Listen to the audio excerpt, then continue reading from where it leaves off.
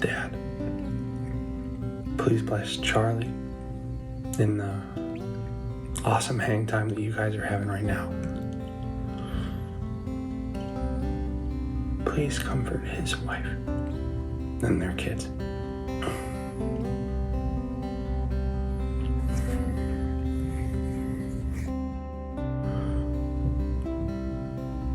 Suffering isn't isolated. It's not just this one person who's suffering, and in that way, for many of us, because of the causes that we think are more important or more directly relatable or just larger in scope and scale, it's easy to pass judgment on the people who are concerned about different things than us, or the people who are moved by different things than us. And that's real. We're passionate about different things, and there is only so much of our attention, our emotional bandwidth that we can reasonably navigate doling out and applying ourselves to. I don't have anything unique to say about this situation that I can't find better language for from someone else. But I can tell you about how it's affected me, and in that sense, I hope add value, be honest. I have a heart for truth that unseats me from my comfort zone, and also truth that creates the comfort zone for me. For my part, that truth is Jesus, directly Jesus, not sort of Jesus, not adjacent to Jesus, not a philosophical ideology wrapped around or sort of threaded with Jesus, but the person of Jesus. I've been sad for a really long time about how most of the people that I have ever encountered who rep Jesus know the Bible better than they know the guy. And I want to be really careful with this because I know how antagonistic that can sound. I know how it can feel like, oh, so the random blonde guy says that he's a real Christian and other people are not. Not what I mean. I'm not arguing salvific stance. I'm not talking about value statements in the context of who you are as a person or your relationship with God in the sense of whether or not you're in the fold, so to speak. But it's wild to me how many people I talk to who love Jesus and love God, who don't know what it's like to just ask Holy Spirit for help and don't know that He'll answer, and directly and in a way that they can understand, and not just through trying to interpret an ancient text, but just by talking to you because He loves you.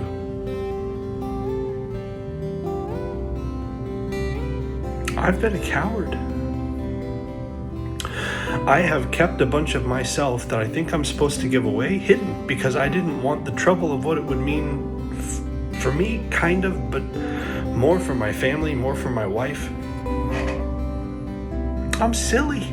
I'm ridiculous to a lot of people. And I'm pretty okay with that as it applies to me. But after today, I don't feel like I can, in good conscience, not steward everything that I've been given. We don't want to be politically divisive. We don't want to be religiously divisive. We don't want to make people uncomfortable. And I don't want to be divisive. And I don't want to make people uncomfortable. My desire is that if you and I ever actually have a conversation, that at the end of it, you know that you are really deeply loved.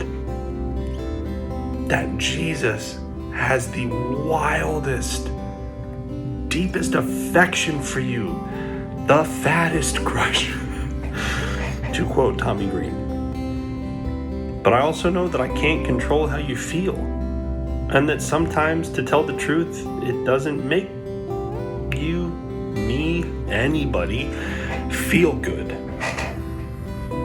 been a coward because I'm supposed to use my voice, and I'm supposed to talk with you, and I'm supposed to be accountable to listen and respond in kindness and love and affection, but still in truth. And instead of doing that, I've let myself sit in my little office and just toil, doing a million things that are not those things I'm best at.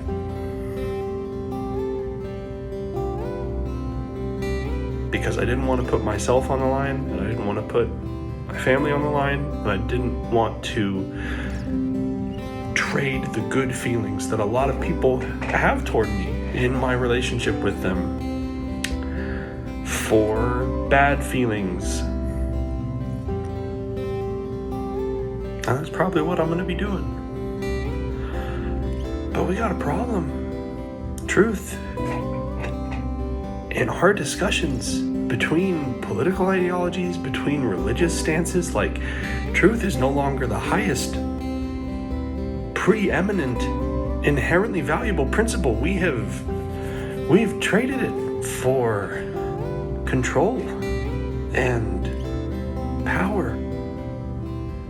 I firmly believe that without truth, you can't actually be free. And with me burying my talents, what I've done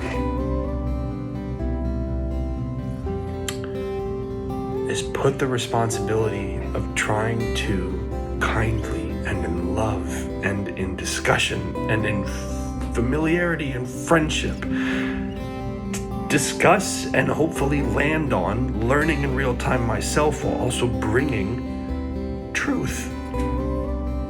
I was a coward because I know there's a cost, and I wasn't really willing to pay it. I watched a fairly innocuous, though kind and outspoken debater who I don't totally agree with, though I suppose I did agree more often than not, at least in terms of the core of his argumentation, get shot today in a politically motivated assassination because people didn't like what he said.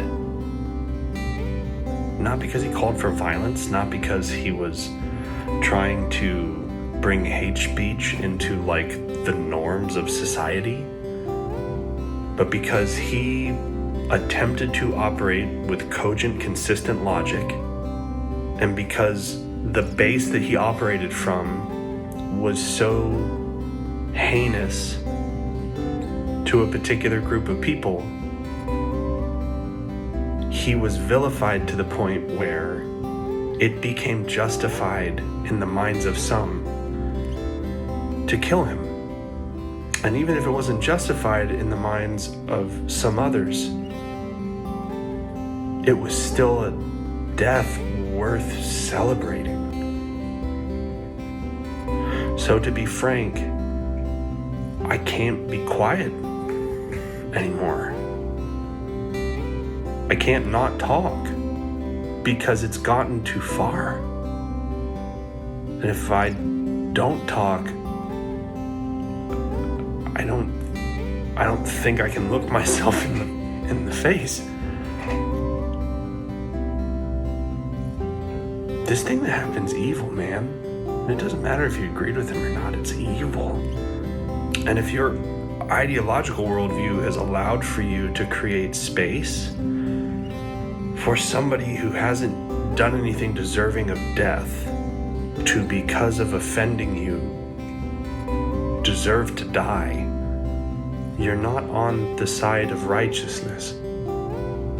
Doesn't mean that you're not worthy of love. It doesn't mean that you're not worth listening to. And from what little I know of this man, he would not have wanted you to not be heard or not listened to. So I'm gonna do my best to thread this needle, right, of I have to listen because you're valuable all the time, whether or not we agree. And even if we really vehemently disagree, I believe that you're made in the image of God. You have inherent value. Even if we don't come from a faith perspective, you are a unique human being, worthy of love and listening to.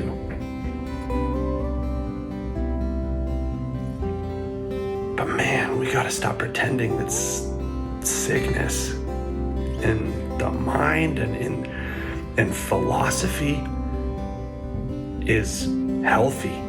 Like, we have to be able to have these discussions and sort this stuff out, man. This can't continue this way.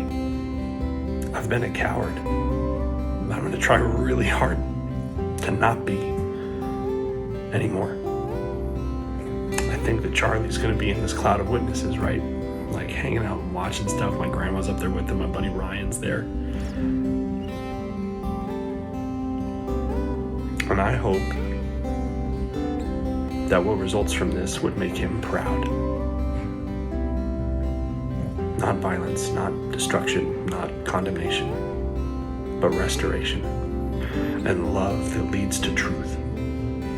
Rest and adventure, Charlie. I'll be praying for you and your family.